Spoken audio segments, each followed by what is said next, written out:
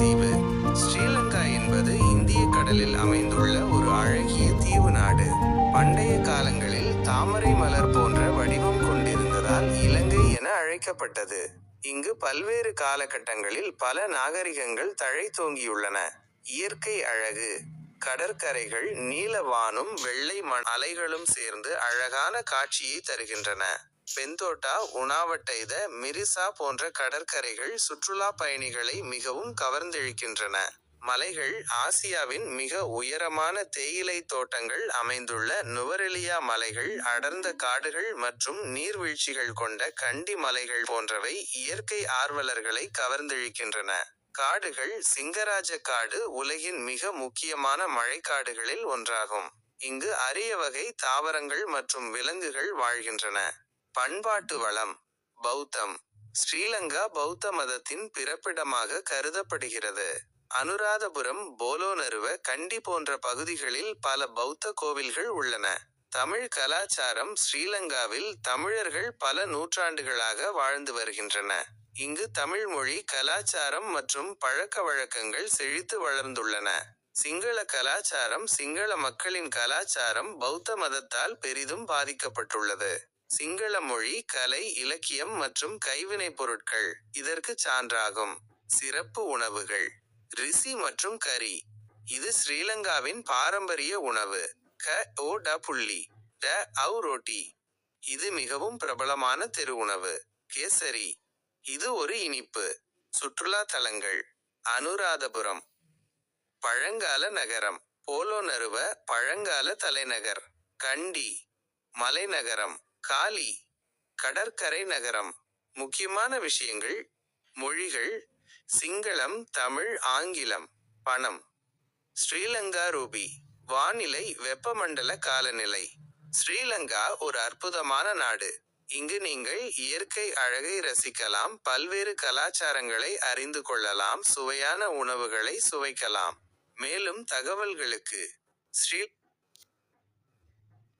Sigiriya. Known as the Lion Rock, Sigiriya is an ancient rock fortress and palace complex. Yala National Park, a wildlife sanctuary famous for its leopards, elephants, and diverse bird life. Kandy, the cultural capital of Sri Lanka, home to the Temple of the Tooth Relic. காலிக்கோட்டை இலங்கையின் வரலாற்று பொக்கிஷம். காலிக்கோட்டை என்பது இலங்கையின் தென்மேற்கு கடற்கரையில் அமைந்துள்ள ஒரு வரலாற்று சிறப்புமிக்க கோட்டை. இது 16ஆம் நூற்றாண்டில் போர்த்துகேயர்களால் கட்டப்பட்டு பின்னர் ஒல்லாந்தர்களால் மேம்படுத்தப்பட்டது. இன்று யுனெஸ்கோ உலக பாரம்பரிய களமாக அங்கீகரிக்கப்பட்டுள்ளது. காலிக்கோட்டையின் சிறப்புகள். கலவையான கட்டிடக்கலை. போர்த்துகேய மற்றும் ஒல்லாந்த கட்டிடக்கலை பாணிகளின் கலவையாக காலிக்கோட்டை அமைந்துள்ளது. வரலாற்று சுவர்கள். கோட்டையின் சுவர்கள் பல நூற்றாண்டுகளாக நின்று நிலைத்து நிற்கின்றன. கடற்கரை அருகில் இந்திய பெருங்கடலின் அழகான காட்சியை கோட்டையில் இருந்து ரசிக்கலாம். கலை மற்றும் கைவினைப் பொருட்கள். கோட்டையில் பல கலை மற்றும் கைவினைப் பொருட்கள் கிடைக்கின்றன. உணவகங்கள் மற்றும் ஓட்டல்கள். பல்வேறு வகையான உணவகங்கள் மற்றும் ஓட்டல்கள் கோட்டையில் உள்ளன. காலிக்கோட்டையில் செய்யக்கூடியவை. கோட்டையை சுற்றி நடக்கவும். கோட்டையின் வரலாற்று சுவர்கள் மற்றும் கட்டிடங்களை ஆராயுங்கள்.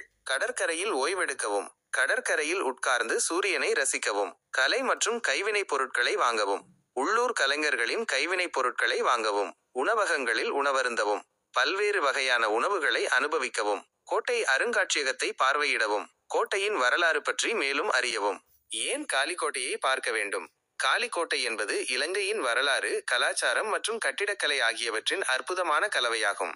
இது ஒரு நாள் பயணத்திற்கு அல்லது நீண்ட விடுமுறைக்கு ஒரு சிறந்த இடமாகும். காலிக்கோட்டை உங்களை கவர்ந்திடும். இலங்கையின் கலை பாரம்பரியத்தின் உச்சம். சிகிரியா இலங்கையின் மிகவும் பிரபலமான மற்றும் கவர்ச்சிகரமான சுற்றுலா இடங்களில் ஒன்றாகும். இது உலக பாரம்பரிய களமாகவும் அறிவிக்கப்பட்டுள்ளது. சிங்கத்தின் பாறை என்றும் அழைக்கப்படும் இந்த பாறைக்கோட்டை 5ஆம் நூற்றாண்டில் முதலாம் காசியப்பன் மன்னனால் கட்டப்பட்டது. ஏன் சிகிரியா பிரபலமானது? அற்புதமான கட்டிடக்கலை. 200 மீட்டர் உயரமுள்ள இந்த பாறைக்கோட்டை அதன் சிக்கலான கட்டிடக்கலை மற்றும் பொறியியல் அம்சங்களுக்காக உலகளவில் புகழ்பெற்றது. குகை ஓவியங்கள்.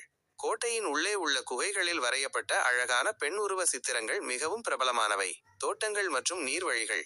கோட்டையை சுற்றி அமைக்கப்பட்ட அழகான தோட்டங்கள் மற்றும் நீர்வழிகள் அந்த காலத்தின் தோட்டக்கலை வல்லுநர்களின் திறமையை எடுத்துக்காட்டுகின்றன.